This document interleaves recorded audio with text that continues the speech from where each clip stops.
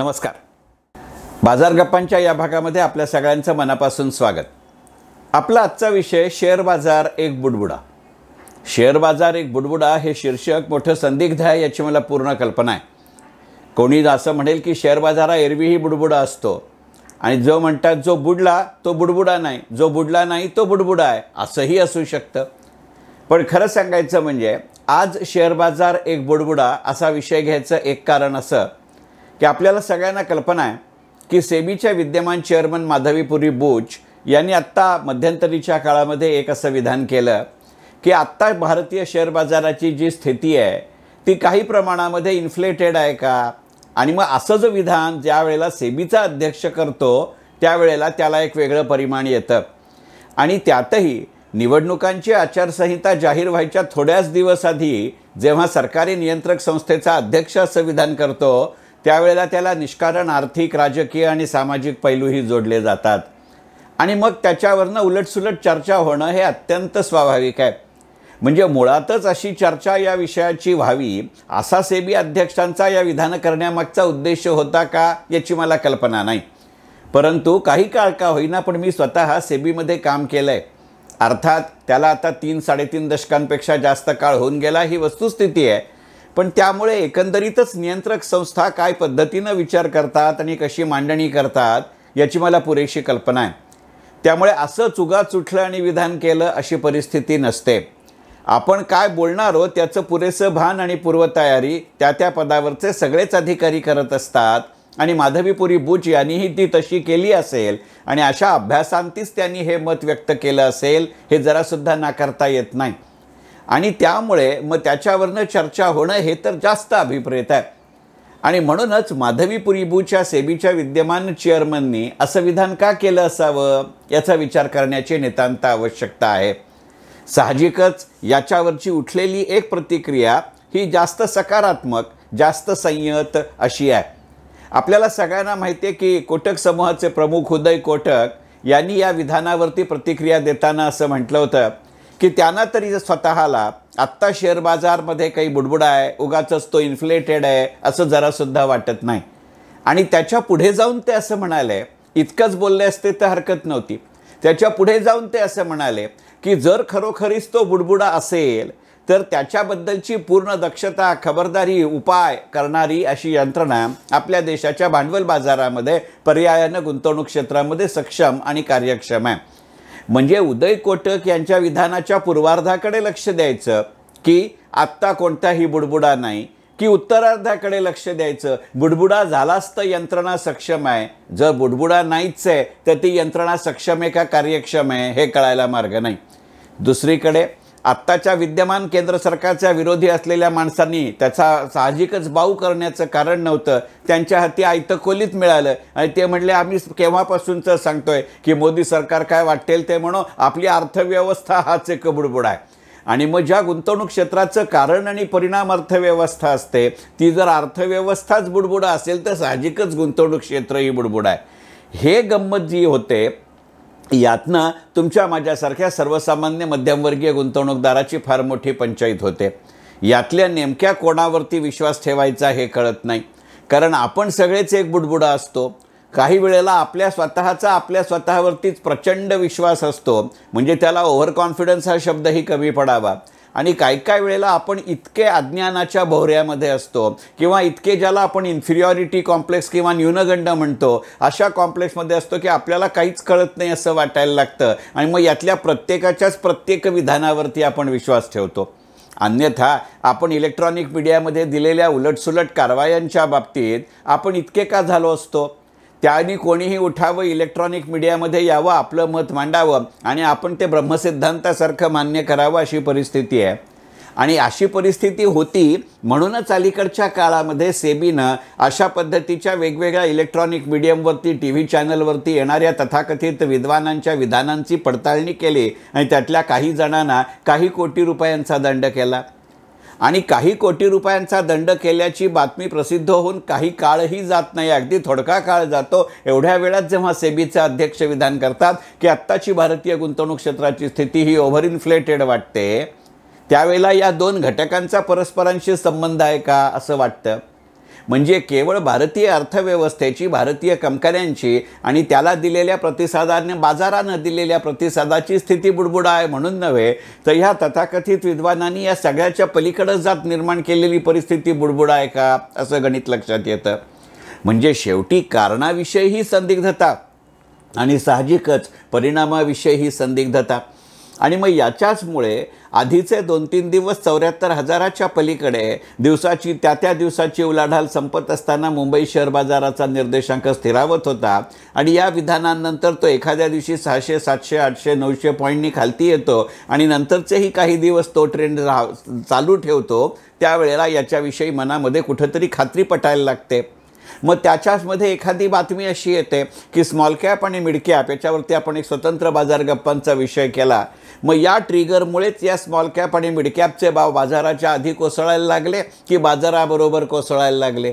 मग असे कोसळायला लागल्यानंतर तो बुडबुड आहे या विधानावरती. त्यातही जेव्हा एखाद्या जबाबदार संस्थेच्या जबाबदार अधिकाऱ्याकडनं हे विधान येतं, त्याची ताबडतोबीची परिणिती म्हणून असे भाव कोसळले का याचा विचार करावा लागतो.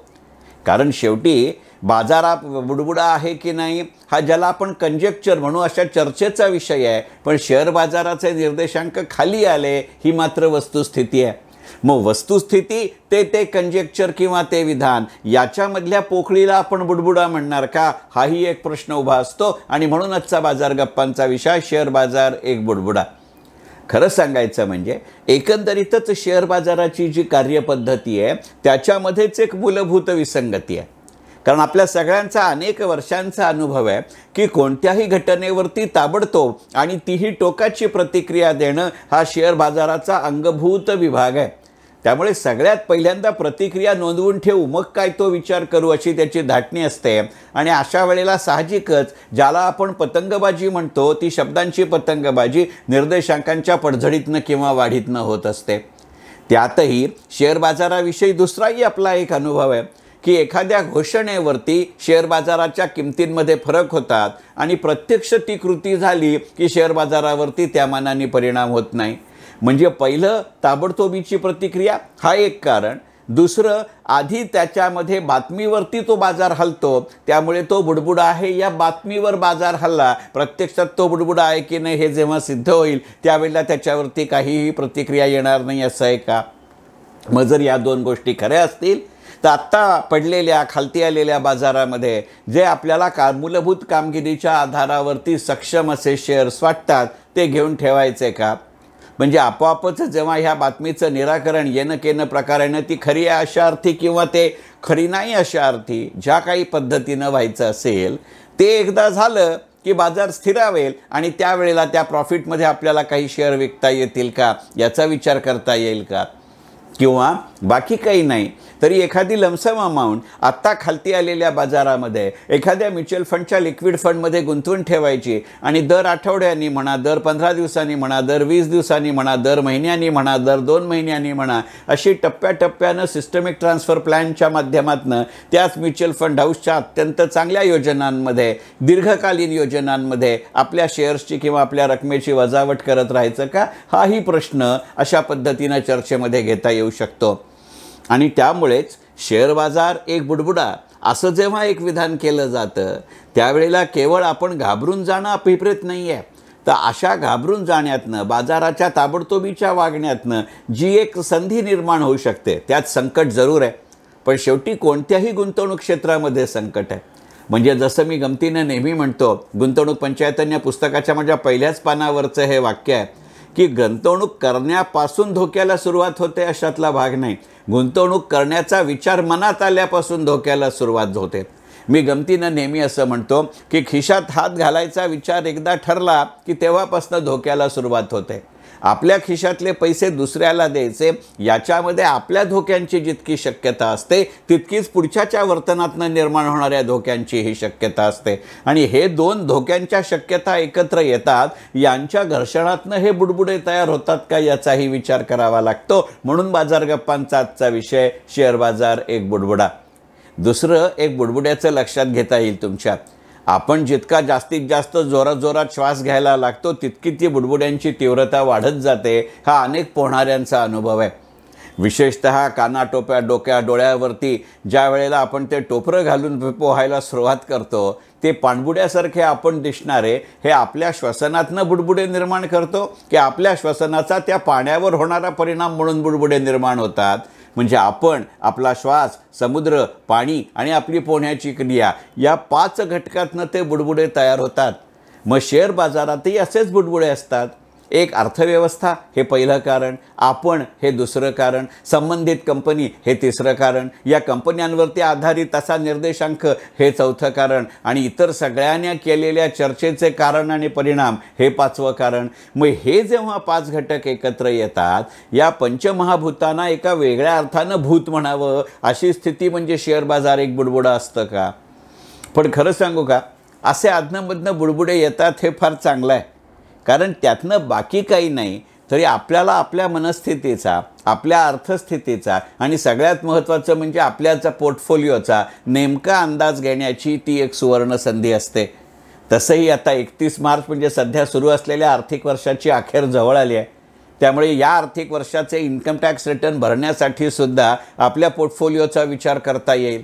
आणि मग तो शेअर बाजार बुडबुडा असू दे किंवा नसू दे, एकंदरीतच कॅपिटल गेन आणि कॅपिटल लॉसची गणितं आणि त्यानुसार करायची कृती म्हणून तरी या बुडबुड्याचा किंवा शेअर बाजाराच्या या संधीचा विचार करू का?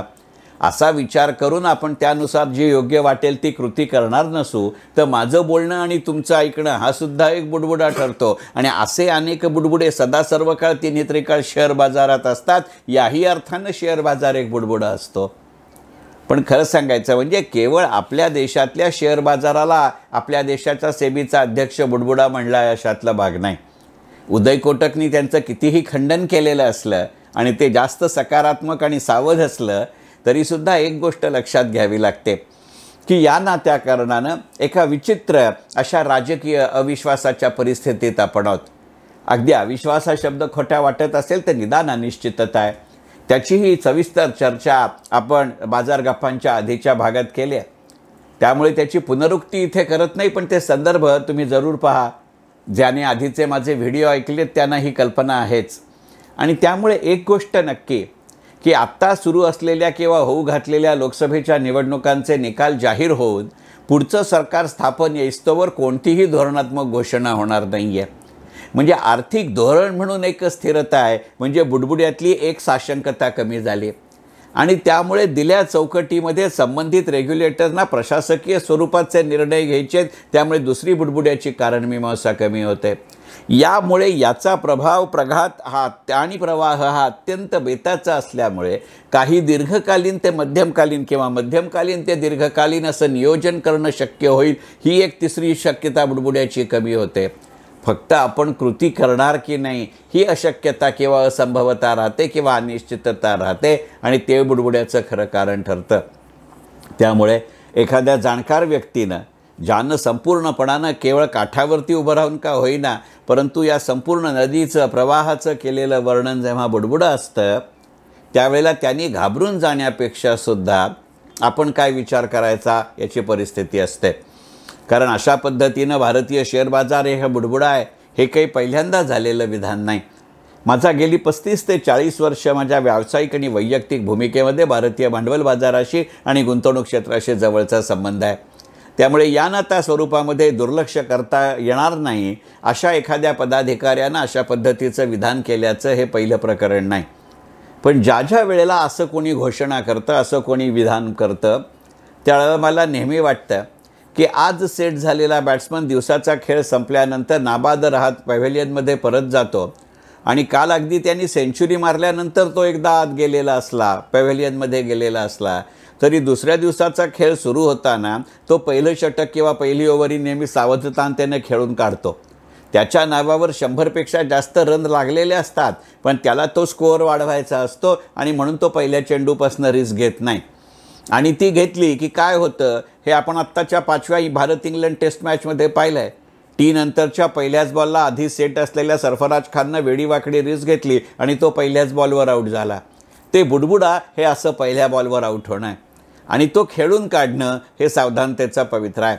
त्यामुळे नवीन दिवसाचा, नवीन सत्राचा खेळ सुरू होताना सावधानतेनं पहिल्यांदा पुन्हा एकदा पिचचा, बॉलरचा, फिल्डरचा अंदाज घेणं असं जर केलं तर बुडबुडे असोत वा निसोत, आहेत असं कोणी विधान करो वा न करो, आपल्या गुंतवणुकीच्या धोक्यांची तीव्रता, प्रमाण आणि सातत्य नक्की कमी होतं. आणि खरं सांगायचं म्हणजे अशी विधानं ही बाजारामध्ये येणं हे चांगलं असतं. आपल्या रस्त्यावरती जसं स्पीड ब्रेकर असतात तसं ते आहे. एक गोष्ट मात्र नक्की की सिगारेटच्या पाकिटावरती जसं लिहिलेलं असतं की smoking is injurious to health, कल्पना अशी असते की सिगारेट घेणाऱ्या प्रत्येक माणसानं ते विधान पाहून आपल्या कृतीत सुधारणा करावी. प्रत्यक्षात होतं असं, ज्याला सिगरेट प्यायची असते तो सिगरेट पितोच, त्याचं पाकिटाच्या या विधानाकडे लक्षही जात नसतं. आणि ज्यानं उभ्या आयुष्यात सिगरेट प्यायलेली नसते, पुढच्या आयुष्यात प्यायची नसते, त्याला मात्र ते विधान खुणावत राहतं. तशाच आशयाचं आणि प्रभावाचं भारतीय शेअर बाजार एक बुडबुडा असं विधान आहे का, याचा विचार ज्यानं त्यानं केलेला बरा. आणि म्हणूनच आजचा विषय भारतीय शेअर बाजार एक बुडबुडा. मनःपूर्वक धन्यवाद.